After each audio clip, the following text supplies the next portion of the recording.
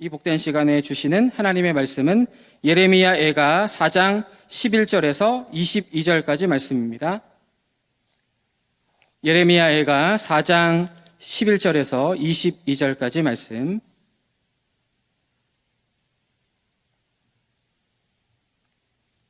예레미야 애가 4장 11절에서 22절까지 말씀 교독하겠습니다. 여호와께서 그의 분을 내시며 그의 맹렬한 진노를 쏟으시며 시온에 불을 지르사 그 터를 사르셨도다. 대적과 원수가 예루살렘 성문으로 들어갈 줄은 세상의 모든 왕들과 천하 모든 백성이 믿지 못하였었도다. 그의 선지자들의 죄들과 제사장들의 죄악들 때문이니 그들이 성읍 안에서 의인들의 피를 흘렸도다. 그들이 거리거리에서 맹인같이 방황하며 그들의 옷들이 피에 더러워졌으므로 그들이 만질 수 없도다.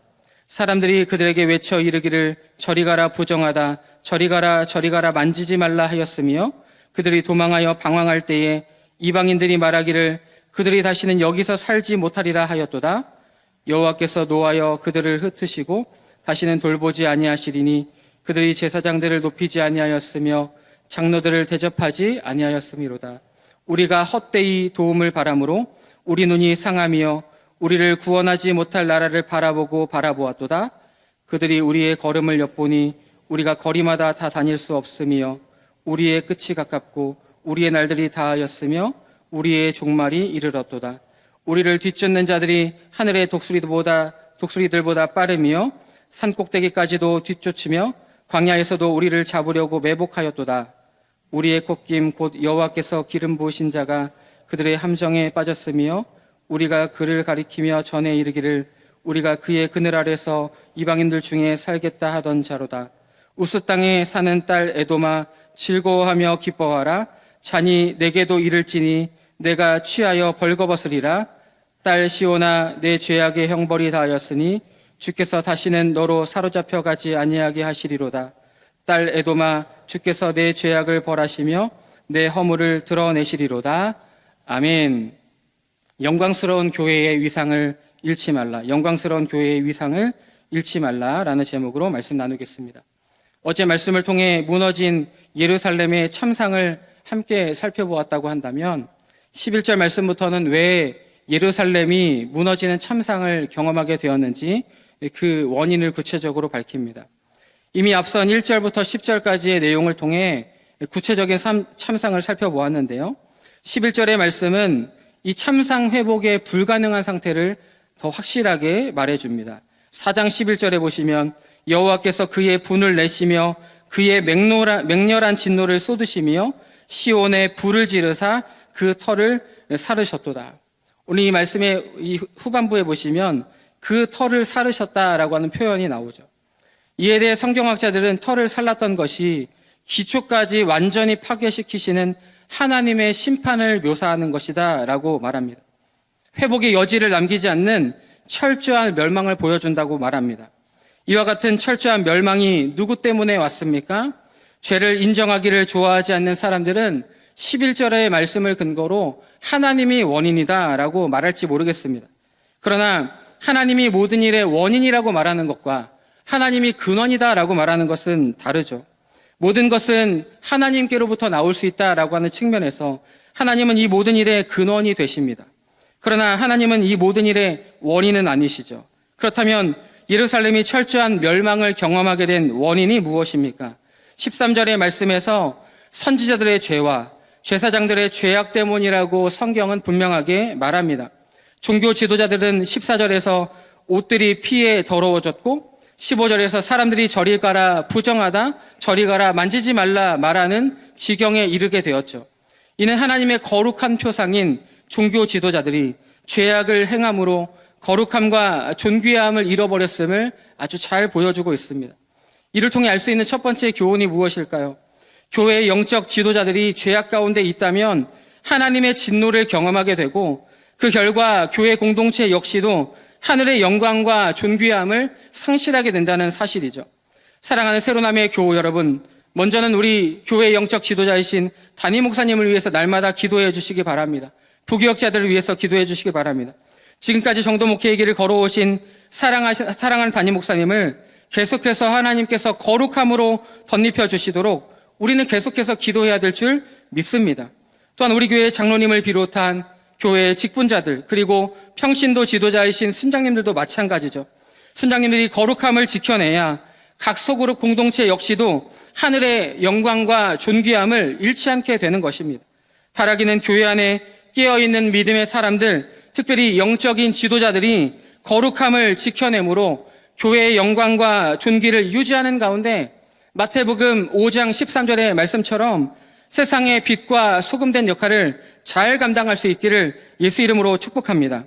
그런데 선지자들과 제사장들, 곧 영적 지도자들이 거룩함을 유지하지 못하고 죄를 지은 것도 문제였지만 근본적으로 더 큰 문제가 있었습니다. 그것은 죄 문제를 놓고 회개하지 못했던 것이죠. 황폐함을 가져다 준 원인, 근본적인 원인, 곧 죄 문제를 해결한 것이 아니라 황폐함을 어떻게 해결할까에 급급했다는 것이죠. 그들은 죄로 인해 찾아온 예루살렘의 황폐함과 처참함을 해결하기 위해서 어디에 도움을 청합니까? 17절의 말씀에 보면 다른 것에서 헛된 도움을 취합니다. 자, 4장 17절 말씀 우리 같이 읽어보겠습니다. 우리가 헛되이 도움을 바람으로 우리의 눈이 상하며 우리를 구원하지 못할 나라를 바라보고 바라보았도다. 자신을 구원하지 못할 이방 나라를 의존하고 바라보았던 것이죠. 그들의 이러한 어리석음이 하나님 앞에 얼마나 극심한 범죄였을까요? 그로 인해서 하나님은 이 바벨론을 심판의 도구로 사용하셔서 독수리도보다 빠르게 쳐들어와 그들을 공격하고 멸망시킵니다. 여기서 우리가 함께 생각해 볼 두 번째 교훈은 무엇일까요?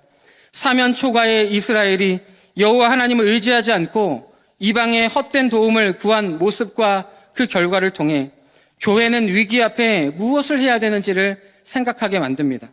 교회에는 언제든지 위기가 찾아올 수 있죠. 한국 교회는 여러 가지 이유로 위기를 경험했었고 또 경험할 수도 있습니다.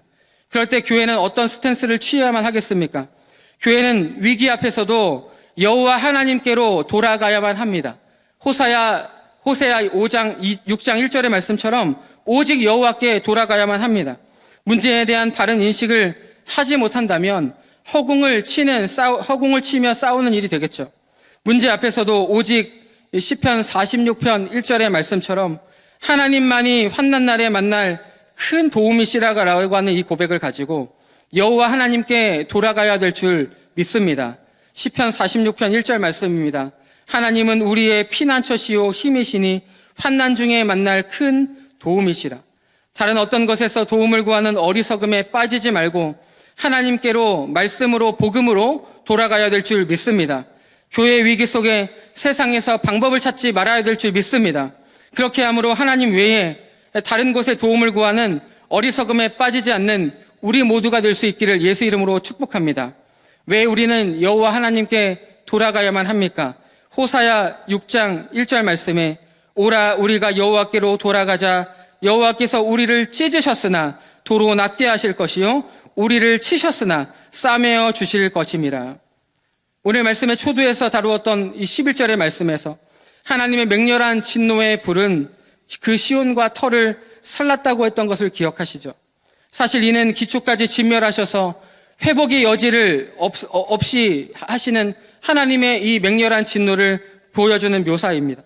곧 우리가 보기에 완벽히 회복 불가능한 처절한 멸망을 보여주는 것이죠. 중요한 사실은 바로 우리가 보기에라는 것이죠. 우리가 보기에 그렇다는 거예요. 그러나 우리 하나님께는 불가능을 가능케 하실 수 있는 분이 바로 우리 하나님이시죠. 절망 속에서도 소망의 빛을 보게 하시는 분이 우리 하나님이십니다. 그래서 오늘 본문 예레미야 애가 4장은 소망에 대한 메시지로 마무리가 되고 있습니다. 도무지 끝이 보이지 않을 것 같은 절망의 상황 속에서도 시온의 형벌이 다하는 날이 올 것이라고 소망을 전합니다. 그러나 단순히 일정한 시간이 지났다고 해서 끝났다고 해서 시온의 형벌이 다하는 날이 오는 것이 아니죠. 분명한 전제가 있습니다. 죄악으로 더러워진 우리의 손을 털고 악독이 가득했던 입술과 혀를 새롭게 해야 되는 것입니다. 또한 세상의 헛된 것을 의지하지 말고 오직 여호와께로 돌아가서 여호와 하나님의 인자와 긍휼을 구하는 것이죠. 또한 세상의 헛된 것을 의지하지 말고 하나님께로 나아가는 것입니다. 사랑하는 새로남의 교우 여러분, 하나님의 백성인 교회도 때때로 위기를 만날 때가 있습니다. 그러나 여호와 하나님께 돌아갈 때 우리에게 인자와 긍휼을 베푸셔서 완전히 멸망당하지 않게 하십니다. 영적 곤경에 빠진 교회를 하나님은 절대 그대로 내버려 두지 않으신다는 것이죠. 21절과 22절에서 에돔의 죄악에 대한 심판을 말씀하시는 것처럼 악한 권세를 심판하시고 자기 백성을 지켜주시는 분이 바로 우리 하나님이신 줄 믿습니다. 이제 말씀을 맺겠습니다. 에베소서 5장 27절 말씀에 이런 말씀이 있습니다. 자기 앞에 영광스러운 교회로 세우사 티나 주름 잡힌 것이나 이런 것들이 없이 거룩하고 흠이 없게 하려 하심이라. 이 말씀처럼 하나님께서 생각하신 교회의 위상은 하나님 앞에 영광스러운 교회입니다. 누가 뭐라 해도 영광스럽고 존귀한 교회여만 한다는 것이죠. 지금은 조금은 부족한 듯해도 하나님은 그런 교회로 세우시기를 원하신다는 것을 우리는 잊지 말아야 하는 것입니다. 그러므로 바라기는 우리 교회를 포함한 한국 교회가 교회의 영광스러운 위상을 잃지 않도록 교회의 영적 지도자들이 죄를 멀리하고 거룩함과 존귀함을 지켜내도록 기도해 주시길 바랍니다. 저와 여러분은 이를 위해 함께 기도해야 될 줄 믿습니다.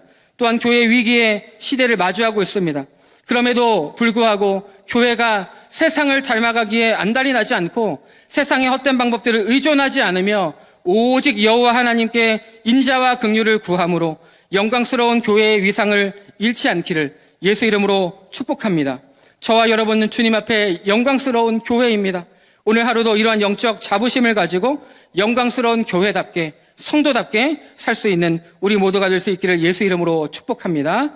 다 함께 기도할 기도의 제목 올려드립니다.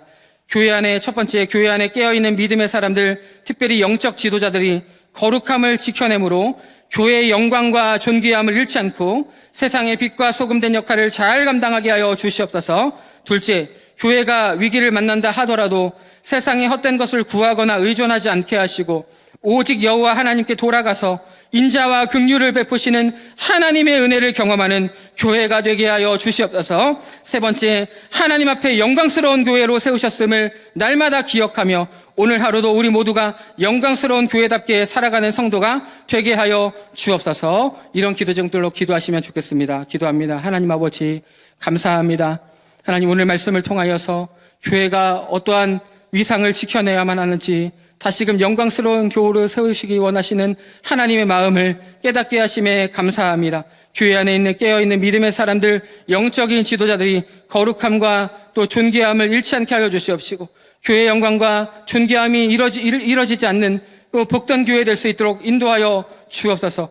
교회는 때로는 위기를 만납니다. 그럼에도 불구하고 세상의 헛된 것을 구하거나 세상을 의존하는 것이 아니라 세상을 따라가기 안달난 것이 아니라 오직 여호와 하나님께 돌아가고 여호와의 인자와 긍휼을 구하는 가운데 하나님께서 베푸시는 은혜를 경험하는 교회 되게 하여 주시옵소서.